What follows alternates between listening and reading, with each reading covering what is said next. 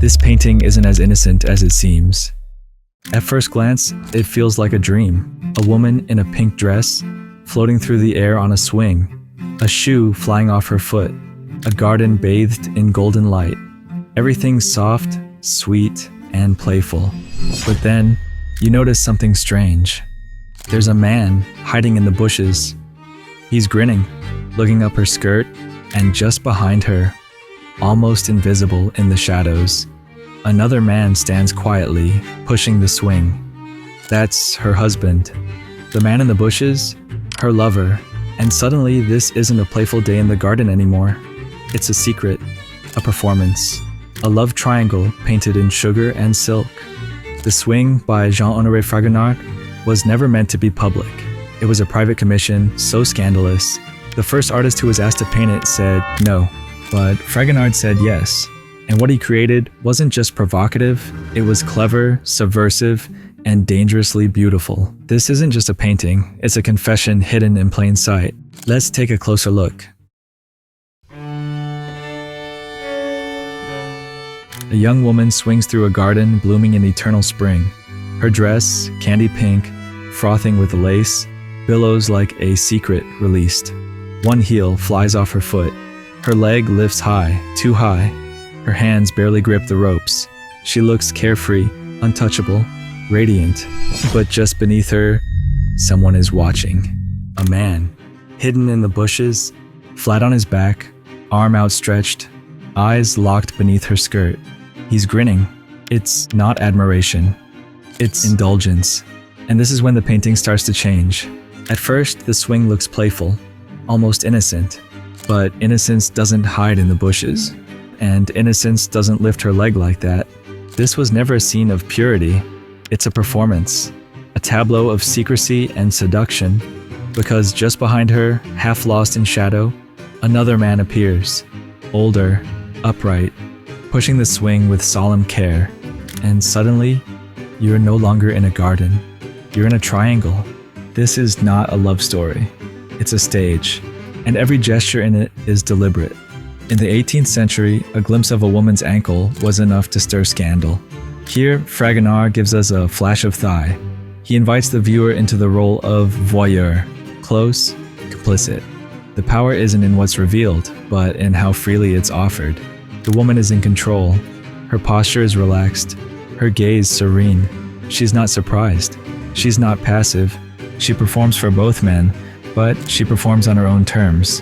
And then there's the shoe.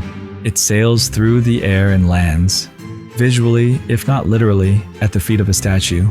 Cupid, but not the sweet winged cherub of Valentine's cards. This Cupid holds a finger to his lips, a gesture of secrecy. Whatever is happening here, we mustn't tell. It's brilliant. The very composition participates in the deception. Soft light, warm colors, delicate brushwork, it all disarms the viewer, makes us trust it, smile at it, until we look again. Fragonard has placed us inside the scandal, not outside, judging, inside, knowing. He doesn't just show us an affair, he lets us feel the thrill of the secret. And in that moment, the painting becomes more than beautiful. It becomes dangerous.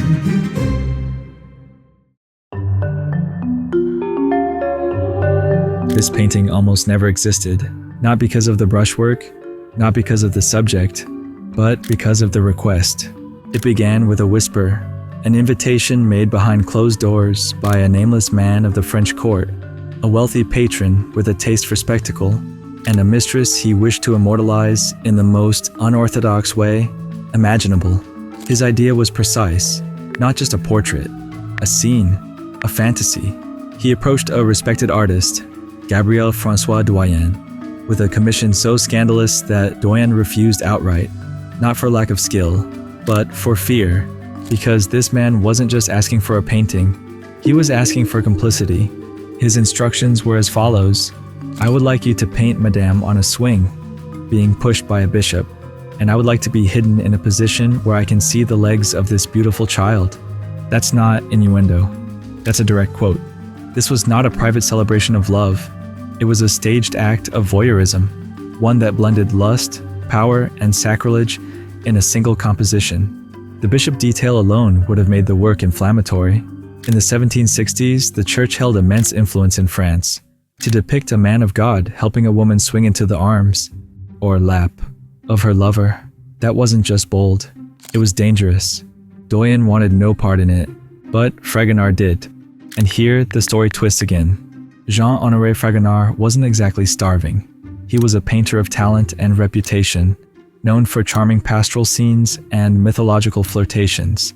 His works were admired in royal circles, but he'd grown weary of court commissions, slow payments, rigid expectations, and little room for mischief. This new request offered something different: freedom. Yes, it was indecent. Yes, it came secondhand, but it also offered a blank canvas, literally and metaphorically, for wit, sensuality, and subversion. Fragonard accepted, but he didn't just paint what was asked. He changed it. The bishop, gone. In his place, the unsuspecting husband. A quiet substitution, but a powerful one. Because with this single decision, Fragonard shifted the painting's moral center. What had been a scene of religious satire became something even more deliciously complex. A portrait of marital deception, hidden in plain sight. And perhaps in a way, it was Fragonard's quiet rebellion, a refusal to fully surrender to the patron's fantasy. Instead, he gave him something better, a scene layered with meaning, symbolism, and ambiguity. A love triangle, a performance, a trap, one man blinded by trust, another blinded by desire, and a woman who sees everything. But here's what's even more fascinating. Fragonard didn't name the painting. There's no inscription, no overt clue to the identities involved. We only know the patron was a gentleman of the court, likely Baron de Saint-Julien, the receiver general of the French clergy, a man with wealth, power, and enough confidence to hang this scene, this personal fantasy, in a private salon for guests to admire. Because that's where these kinds of paintings went.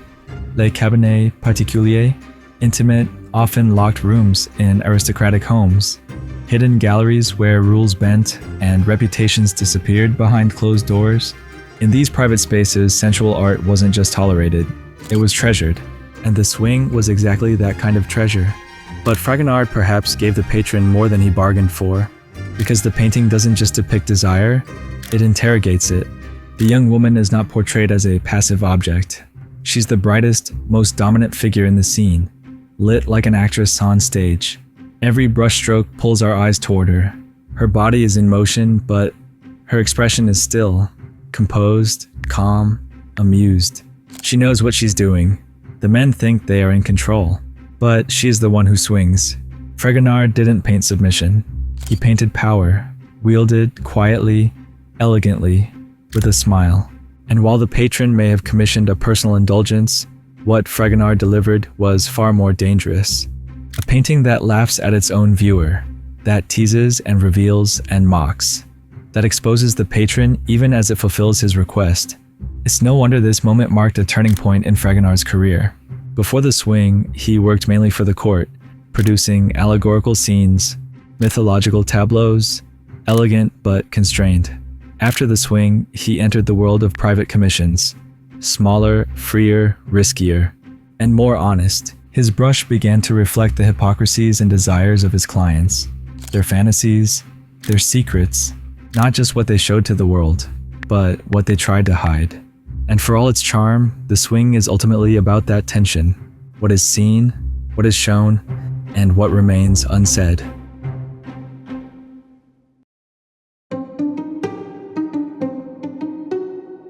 Not everyone in this painting is alive. Some figures are made of stone, quiet, still, and yet watching. To the left, hidden in the leaves, Cupid holds a finger to his lips. It's easy to miss, but once you see it, the whole painting changes. Because now it's not just a love triangle, it's a secret, and the statue knows it. On the right, two cherubs ride a dolphin. Their faces twisted in surprise, they look shocked, uncomfortable, as if they've seen too much. And just below them, a little white dog barks. In 18th century art, dogs meant loyalty, faithfulness, devotion. This one, he's panicking. A barking dog, a silenced Cupid, too Pooty in shock. It's as if the painting is arguing with itself, one side keeping the secret, the other trying to expose it. But no one listens.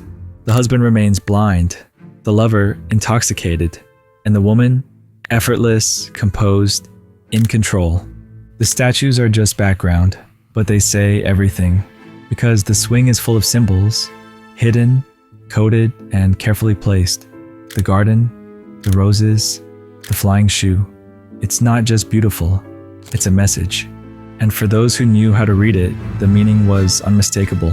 Even now, centuries later, we still fall for its charm. We think we're looking at innocence. Fragonard knew better. He gave us a secret wrapped in silk, and he left Cupid in the corner, finger pressed to his lips, just in case we noticed.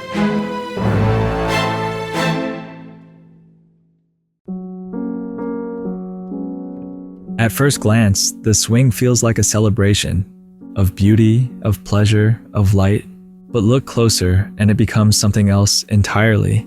A game of glances, a choreography of power, a secret whispered through silk and smiles. Fragonard doesn't show us the affair. He doesn't need to. He gives us the thrill of almost seeing, the sweetness of pretending not to know. And somewhere between the flying shoe and the silent Cupid, we become part of it. The painting never moves, but something in us does. Because the most dangerous lies are the ones that wear a beautiful face. The swing was never meant to be public. And yet, here we are, still watching, still wondering, still smiling. If you enjoyed spending this time with me, I'd love to see you again. Subscribe to Vellum and come get lost in the next painting with me.